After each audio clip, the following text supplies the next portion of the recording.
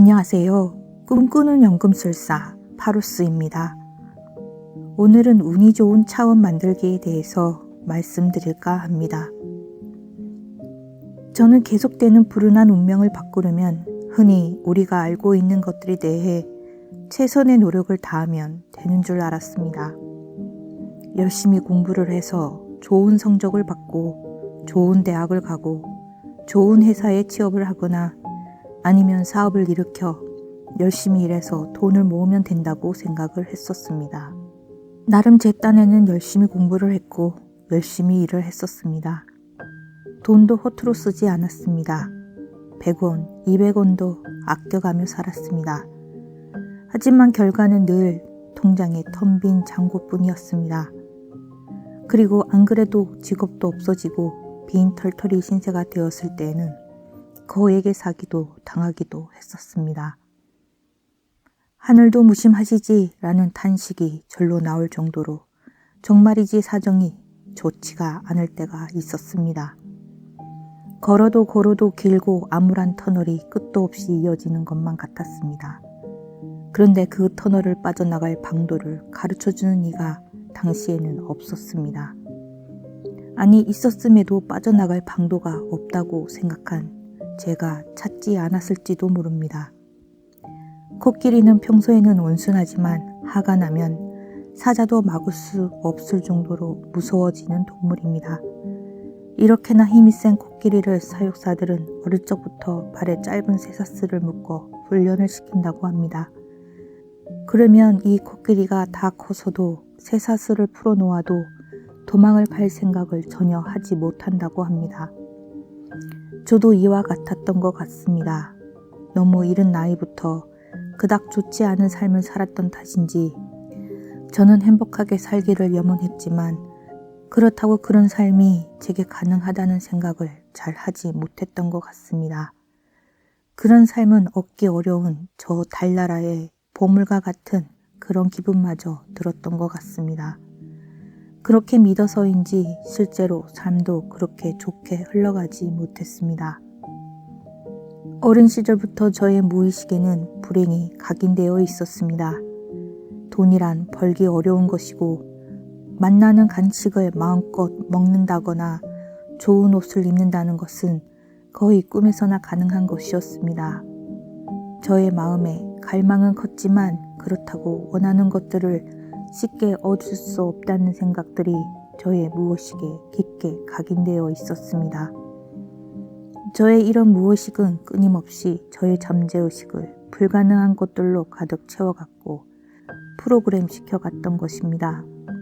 그러다 보니 저에겐 내일이란 기대가 되고 기다려지는 날이 아니라 언제나 두려운 날로 여겨졌습니다. 학교에 입고 갈 옷은 형편없었습니다. 초등학교 시절 몇 년간은 겨울 점퍼가 없어 학교에 등교하는 일은 그야말로 끔찍한 일이었습니다. 신을 수 있는 멀쩡한 양말을 고르지 못해 우리 남매들은 매일 아침 종종거려야 했습니다. 설레이고 기다려야 하는 소풍도 우리에겐 그리 기분 좋은 날이 아니었습니다. 아이들의 소풍 도시락과 간식을 준비하는 일이 우리 부모님께는 너무나 힘든 일이었기 때문이었습니다. 그래서 소풍날을 떠올리면 기쁘게 놀았던 기억보다 구석진 자리를 찾아가 몰래 울었던 기억이 더 또렷하게 남아 있습니다. 저는 오늘이란 날을 불행해했으며 내일이란 날에 대해선 늘 불안해했던 것 같습니다. 이렇게 저는 알게 모르게 불운한 의식의 장에 갇혀 있었습니다. 이러한 사실을 자각하지 못한 채 늪에 빠진 것처럼 늘 허우적거리며 살았습니다. 돈을 모으며 열심히 살았지만 돌아온 결과는 빈 털털이었습니다. 이런 결과로 이어지는 것이 한두 번이 아니었습니다. 그런데 어느 날 저는 어떤 사건의 계기로 나의 너머에 무언가가 나의 운명을 조종하고 있는 존재가 있다는 것을 자각하게 되었습니다. 그때서야 비로소 저는 저의 운명이 왜 그렇게도 잘 풀리지 않는 운명인지 곰곰이 생각해 보게 되었습니다. 그때 저는 마치 꿈을 꾸듯 살아가던 현실에서 조금씩 깨어나기 시작을 했던 것 같습니다. 뛰어난 영적 교사로 손꼽히고 있는 에크하르트 툴레의 저서 지금 이 순간을 살아라 중에서는 그는 다음과 같이 말하고 있습니다. 지금의 현실에 좀 더 깨어있게 되면 당신에게만 조건 지어져 있는 특별한 방식들에 대해 불현듯 통찰력을 얻을 수 있을 것입니다. 인간관계에서 왜 똑같은 일들이 반복되는지 그 이유에 대한 통찰력이 생기면서 과거에 일어났던 일들을 기억할 수도 있을 겁니다. 그러나 이처럼 긍정적으로 도움이 될 수도 있지만 반드시 필요한 것은 아닙니다. 중요한 것은 깨어있는 현존입니다. 깨어있는 현존은 과거를 용이시킵니다. 그것이 변화의 힘입니다. 세계와 나 자신에 대해 조금 눈을 뜨게 되었을 때 뒤통수를 세게 얻어맞은 것 같은 느낌이 들었습니다. 제게 일어난 일들이 사건만 다를 뿐 일어나는 양상과 패턴이 언제나 비슷하다는 것을 깨달았던 것입니다. 비슷한 사람들 간의 만남, 비슷한 사건들, 그로 인해 늘 비슷한 결과를 얻고 있다는 것을 알 수 있었습니다. 저는 왜 비슷한 사람들과 비슷한 사건들을 겪는지 알고 싶어졌습니다. 주변에 물어볼 사람이 없어서 틈만 나면 도서관으로 달려갔던 것 같습니다. 무엇부터 알아야 될지 몰라 손에 잡히는 대로 읽었던 것 같습니다.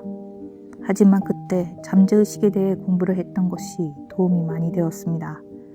그때 저는 사람에겐 엄청난 능력이 있음에도 자신의 잠재의식을 활용할 줄 몰라서 성공하는 삶 대신 실패하는 삶을 살게 된다는 것을 절감할 수 있게 되었습니다.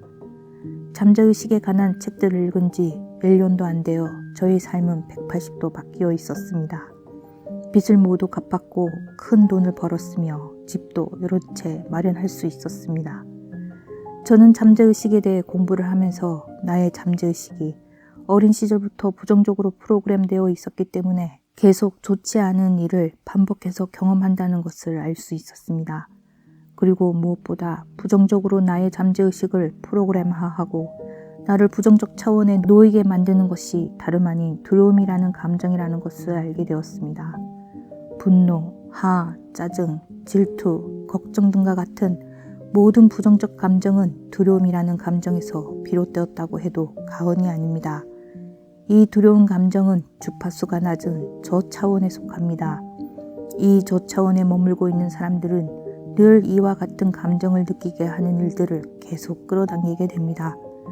그렇다면 우리가 이 차원에서 벗어나려면 분노 대신 용서를, 화를 내는 대신 이해를, 질투 대신 격려를, 걱정 대신 믿음을 가지면 될 것입니다.